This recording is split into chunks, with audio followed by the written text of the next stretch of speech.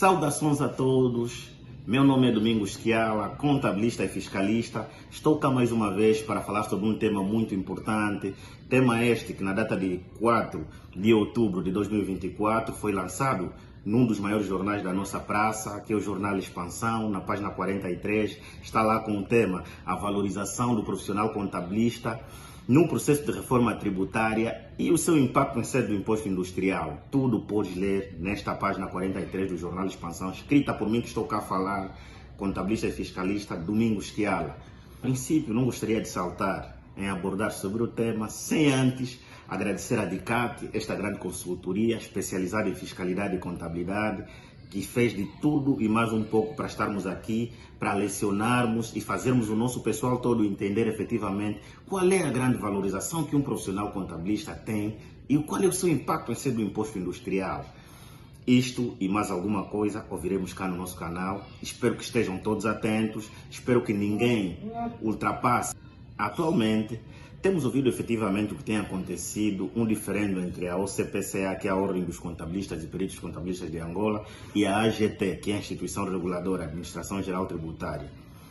Conflito esse que não quero aqui mencionar tanto, mas eu, enquanto profissional contábil, enquanto fiscalista, de acordo à legislação aprovada em 2014 e a legislação alterada em 2020, irei mostrar efetivamente qual é o papel que o contabilista ganhou e qual é o nível de assertividade que o contabilista mostrou ao legislador para que lhe dê a tamanha confiança. Quando falo do imposto industrial, falo efetivamente de duas fases.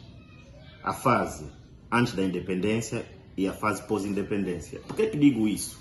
Porque tal como a denominação diz, imposto industrial, há quem efetivamente pensa que quando falamos de imposto industrial, estamos a falar apenas de indústrias, mas não é efetivamente isso que a lei diz. Mas se calhar a denominação está muito atrasada, pois posso começar a explicar isso. A fase antes da independência, que é a fase em que foi aprovado o primeiro Código do Imposto Industrial, estou a falar efetivamente do Decreto Legislativo 35/72 de abril daquele mesmo ano, foi aprovado o Código do Imposto Industrial. Este código que ao decorrer do tempo foi se atualizando, este código que temos uma outra versão da Lei 7/97, código esse que até, já estou a falar da pós-independência, que até em 2010, com a aprovação do decreto presidencial 155/10, que aprova o projeto do Executivo para a Reforma Tributária, começou a criar-se as linhagens de passagem de todos esses processos. Em 2010, houve o arranque do processo do Executivo para a Reforma Tributária. Ora, analisemos.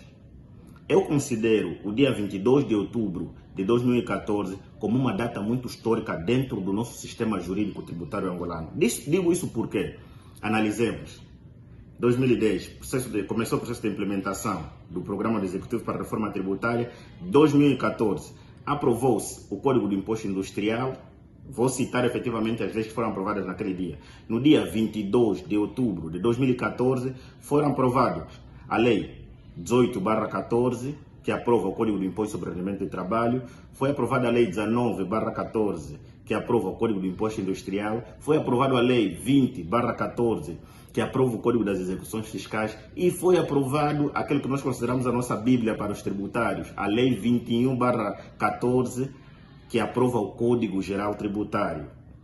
Daí, este leque de legislações foram aprovadas no dia 22 de outubro. E veem que, neste mesmo ano de 2014, após o legislador, no mês de outubro, ter aprovado esse leque de leis, no dia 15 de dezembro, o legislador aprova um grande decreto presidencial, que é o 324/14, de 15 de dezembro, que aprova o Estatuto Orgânico da AGT. E sabemos efetivamente o que é a AGT. A AGT é a fusão entre a SNA, que é o Serviço Nacional das Alfândegas, o PERT, que é o projeto do Executivo para a Reforma Tributária, e a DNI, que é a Direção Nacional dos Impostos. Essas três instituições foram fundidas em uma única instituição, que nós temos visto hoje. Por isso é que muitos às vezes veem o colete da AGT, por trás está escrito alfândega, ficam sem entender o que é AGT, o que é alfândega. Na realidade, esse vídeo é para tirar todas as dúvidas. A AGT é efetivamente a fusão entre essas três instituições. Ora, analisemos. O Código do Imposto Industrial, aprovado pela Lei 19/14, que revogou o Código do Imposto Industrial, que é o decreto legislativo que dissemos, o 35/72, aprovado antes da independência, o pós-independência, que é aprovado em 2014, manteve efetivamente a mesma denominação, que é Código do Imposto Industrial. Mas, por mais que o nome diz nos Código do Imposto Industrial, este código não está efetivamente delimitado para empresas apenas industriais, não. De acordo com o artigo 1 do Código do Imposto Industrial, é definido como os lucros imputáveis a uma determinada atividade, quer sejam comerciais ou industriais, ainda que acidentais. E nos termos do número 2 do artigo 1, que nós já acabamos de citar, ele explica efetivamente que o imposto industrial é aquele imposto que incide sobre as cooperativas, atividades de seguro, bancária, entre outras. Quer dizer que o imposto industrial é para todos, não apenas para as empresas que possuem indústria. Então, neste momento, vamos procurar entender o Código do Imposto Industrial, tal como a matéria anterior que nós explicamos, para entendermos a valorização do profissional contabilista em sede do processo de reforma tributária e o seu impacto em sede do imposto industrial. Nós devemos aqui levantar as duas leis, que é a Lei 19/14 de 22 de outubro e a Lei 26/20 de 20 de julho. E entender efetivamente o que as duas leis nos mostram nesse espaço temporal de 2014 a 2020 e fazermos as determinadas métricas. Ora, entendamos, a Lei 19, nos termos do artigo 51, que são os documentos que eram remetidos com a declaração modelo 1, neste mesmo artigo 51, nos termos do número 5, ele apresenta um critério completamente pesado. O legislador, ou seja, o criador da lei, ele aplicou uma condição nos termos do número 5. Esta condição eu posso dizer agora: eu só aceito receber a vossa declaração modelo 1 caso me traga um parecer técnico de um perito contabilista. Ou seja, o legislador não tinha confiança nos contabilistas. Ele diz, eu sei que a ordem dos contabilistas é composta por dois grupos, de contabilistas e perito contabilista, mas neste momento eu só aceito receber a declaração modelo 1 caso a declaração for preparada por um contabilista e ter um parecer técnico do perito contabilista, ou seja, alguém que está num escalão acima do contabilista. Então, o legislador não confiava no contabilista.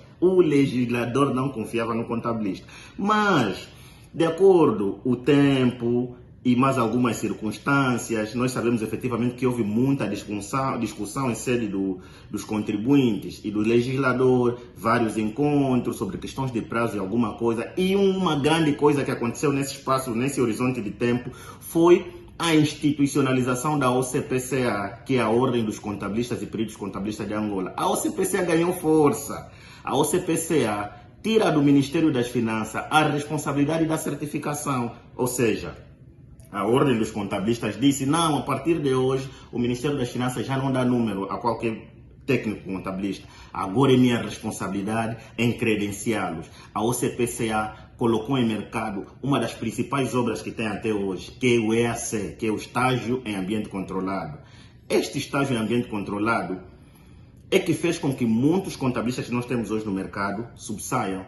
Então, o estágio em ambiente controlado suscitou efetivamente ao legislador algo que o legislador ficou e analisou e disse, não, a ordem afinal tem razão. Esse estágio em ambiente controlado deu-me mais confiança para que eu, deu-me mais nível de confiança para que eu acredite nos contabilistas. Vamos lá em 2020, o que aconteceu? Na Lei 26/20 de 20 de julho, o legislador disse ao contabilista, manos, peço a minha sincera desculpa, a OCPCA fez de tudo para que vocês melhorassem, então a partir de hoje já não exijo mais um parecer técnico de um perito contabilista para que eu possa aceitar a vossa declaração modelo 1. Este é um dos grandes ganhos que todo profissional contabilista tem. Este é um dos grandes ganhos da nossa classe, este é um dos grandes ganhos que nós temos que pegar as bandeiras e escorraçar, mostrar efetivamente que não, o legislador está empenhado para que os profissionais contabilistas sejam valorizados. Este é um dos critérios e alguns requisitos. Mas o legislador, por ser mesmo o legislador, o criador da lei, aquele que está a impulsionar sempre para que as pessoas acreditem mais nos profissionais contabilistas, apresentou um critério que para muitos passava de forma despercebida. Vamos agora pegar na determinação da matéria coletável em sede do imposto industrial. Vamos falar anteriormente da Lei 19/14. Na Lei 19/14, Os contribuintes que faziam parte do grupo B, nos termos do número 1 do artigo 59, ela dizia que esses podiam apresentar contabilidade. Nos termos do número 2, ele dizia que os contribuintes que não apresentam contabilidade, a matéria coletável será igual ao volume de faturação, ou seja, volume de serviços prestados, efetivamente. Este volume de serviços prestados, se formos no artigo 64 da Lei 19/14, ele apresenta uma determinada taxa para a liquidação do imposto industrial para esse tipo de matéria coletável. Ou seja, o legislador disse: eu aqui não confio muito nos contabilistas. Se a tua matéria coletável, por exemplo, for 100, a tua taxa de aplicação, de acordo com o artigo 64, é 6,5%. Então, teu imposto industrial será de 6.500 kwanzas no final do ano. Esta era a visão do legislador na Lei 19/14.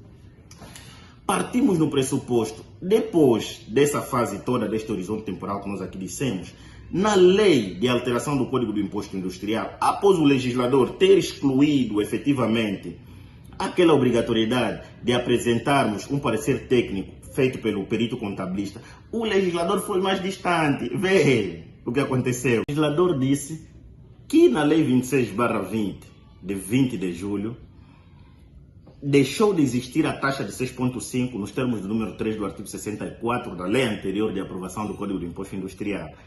Para a Lei 26/20 de 20 de julho, esta taxa ficou totalmente revogada. Então, quem quer determinar a matéria coletável só com o volume de faturação anual deve aplicar a taxa geral do imposto industrial, que é 25%. Entendamos. Vai usar a taxa de 25%, mas o legislador, como está na fase de impulsão dos contabilistas e não deixar os contribuintes totalmente decepcionados, aplica uma métrica nos termos do artigo 60, no número 2 do artigo 60, que é: tu efetivamente tens os 100% dos custos, mas como não tens contabilista, só tens o direito de deduzir 30% dos custos que tu suportaste. Vê conforme o legislador é duro. Só tens direito de reduzir 30% dos custos que tu suportaste e olhas no teu dossiê dos custos. Tinhas tantos e tantos custos suportados naquele exercício, mas para a aplicação ou para o pagamento ou liquidação do imposto industrial, só podes deduzir 30% dos mesmos custos, que é tão pesado para qualquer um. É mesmo pesado. Pesado, digo eu, por quê? Porque todos os teus custos estão ali bem documentados, cumprem com o regime jurídico das faturas e documentos equivalentes, aprovados pela Lei 292/18 de 3 de dezembro. Quer dizer que cumprem com todos os requisitos que uma fatura devia ter. Mas tu não tens como deduzir os 100% dos custos porque tu não tens contabilista, que é o homem responsável pela mensuração dos custos e pela determinação do lucro tributável.